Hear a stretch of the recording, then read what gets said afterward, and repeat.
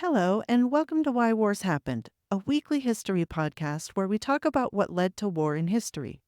I'm your host, Emily Ross, and today we're going to be discussing the things that led to the American Revolution, with a focus on Virginia this season. Okay, so where we left off in the last episode was that Virginia's new governor, Governor Howard, had arrived from England and immediately got into quarrels with the Assembly. He had arrived with orders from the king taking away their power to hear appeals from the courts. He worked with the king to take away their right to choose their own record keeper. He had gotten the king to dismiss them entirely and tell them to go home. And he was using his own vote, plus the vote of the king, to basically give himself two votes on any piece of law. The assembly had protested these things vigorously. When they tried to ask the king for help, Governor Howard had kept the message and refused to let it leave Virginia. So they sent a secret message to the king asking him to restore their powers. This backfired, and the king thought that it was highly disobedient for them to go around the governor's back. In response, he told the governor that it was a good idea for him to have kept the letter from being sent to him. He told the governor to find the men who had gone to England to deliver the secret message and kick them out of the assembly and all other employment. Back in Governor Berkeley's time, around 20 years before this, the governor had controlled the assembly completely. He had chosen police, and his police forces had intimidated voters into voting for certain people. He had also made sure that the elections only returned the votes for the people that he wanted elected. On top of this, he had given huge gifts of land and excessively high salaries to the assembly members. He also chose the judges. Everyone did whatever he wanted, and nobody dared to disagree with him. In previous episodes, we discussed how this changed over time and how we got to where we are now, with the assembly members being those who were actually elected by the people, and the whole system not really answering to the governor like they had before. In addition to this, arguments with the king and with the governors that had come and gone since Berkeley had given the assembly a sense of independence and an identity as the voice of the people who stands against the total rule of the king and his governor. The assembly, once mere puppets, now had power, and they weren't going to give it up so easily. Now, in addition to resisting the governor, they were summoning him to answer for some of the things he was doing. One of the first things they summoned him for was to answer for the high fees his office was charging people. One of the government offices was charging 200 pounds of tobacco for a signature on documents allowing people to buy land. Another government office was charging 1,000 pounds of tobacco for settling issues of unclaimed property. Another office was charging 30 pounds of tobacco for recording measurements of land. The fees in themselves weren't really the issue. The issue was that the assembly considered them to be taxes on the people that hadn't been voted on. This was an attack on one of Virginia's oldest and most dear laws, the right of the people to vote on whatever taxes they had to pay. This is brought up again and again because it was the legal reason for the American Revolution just under 100 years after this. These fees had been chosen by the governor without any votes from the people. It was illegal and couldn't stand. In addition to this, the fees were high enough that it discouraged people from buying land or using the government services that charged them these fees. That wasn't the only issue. The other issue was that the king was declaring laws long since deactivated by the assembly to now be active again. With the wave of his hand, he was basically making the assembly powerless.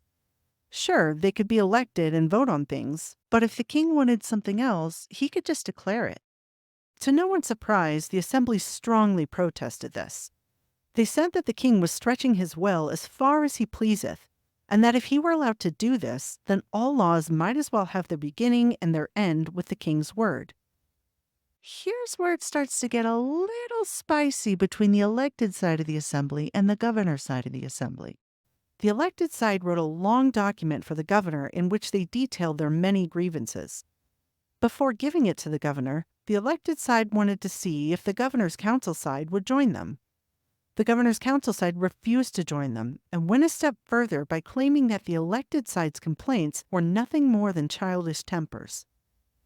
The elected side realized that the governor would be of no help to them. His council made it clear that they and the governor were not open to discussion. So they decided to once more go to the king directly. They wrote a document outlining the issues and begging for His Majesty's help. They gave the document to one of their members who, like the two members before him, sailed to England to deliver it. It reached the king's desk just 2 months before the king's own disaster would arrive at his doorstep. As the letter sat on the king's desk, tensions were brewing in England. There were some issues with King James II in that he was Catholic. There were many reasons this came about, despite England's widespread hatred for Catholicism. And that's its own podcast series that we might cover in the future.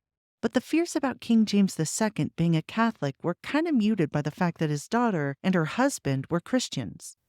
The people of England had but to wait for James to die, and they would have a Christian ruler again. But things changed when James's son was born. New fears ignited over the fact that his son was likely to be Catholic as well, and therefore England wouldn't get a Christian leader for who knows how long. This couldn't be tolerated. The tensions didn't last long because shortly after this, the husband of James's daughter invaded England with an invitation from Parliament to do so. And James fled the city. He literally threw the king's seal into the River Thames as he ran away. Parliament considered this to be an official act of giving up the throne, and therefore they placed his daughter Mary on the throne as queen and her husband William on the throne as king. This whole revolution and change of thrones happened without any bloodshed, and was therefore called the Bloodless Revolution, or more commonly, the Glorious Revolution.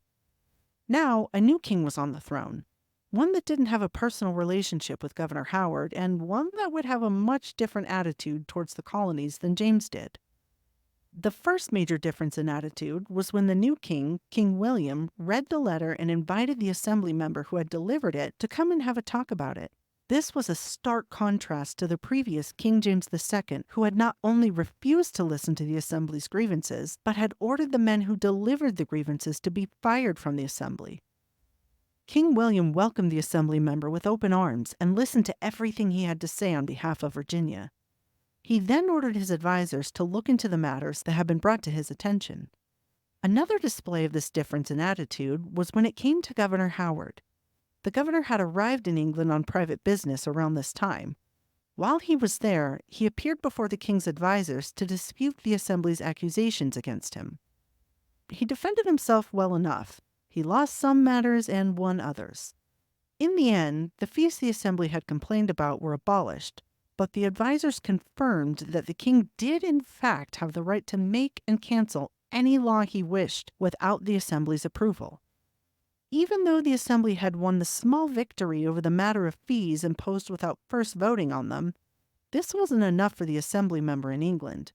He went again before the king's advisors and argued that Governor Howard had been taking tax money and using it for unauthorized things, and that he had even created special courts that were not approved by the people. The governor may have had a good reason for what he did, and he doesn't seem to have been particularly vindictive like Governor Berkeley had been. But it really didn't matter, because the advisors heard the complaint and decided to dismiss Governor Howard from his position. Sort of.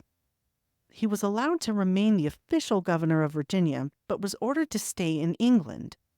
In Virginia, a secondary governor would act as governor in his absence. Governor Howard got to keep half of his yearly salary, despite the fact that he was doing nothing to earn it, and he seemed just fine being rid of the headache of actual governing. In comparison to those who had come before him, King William's reign saw the advancement of rights, cooperation, and a soft touch.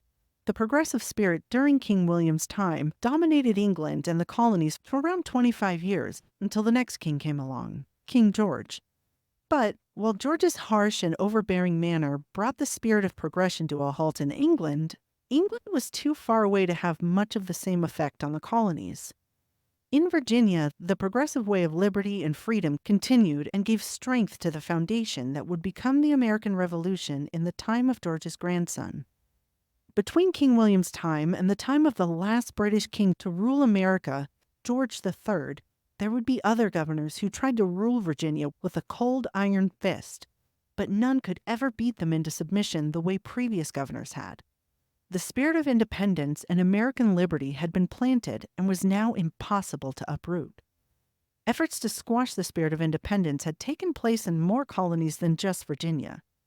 These efforts to squash independence mostly failed in Virginia because of the resistance of the elected representatives. While the Assembly had lost its right to hear appeals from court cases, it had lost its ability to choose its own record keeper, and over the years it had even lost the ability to choose its own governor. It held on tight to the right to decide which taxes would be placed on the people.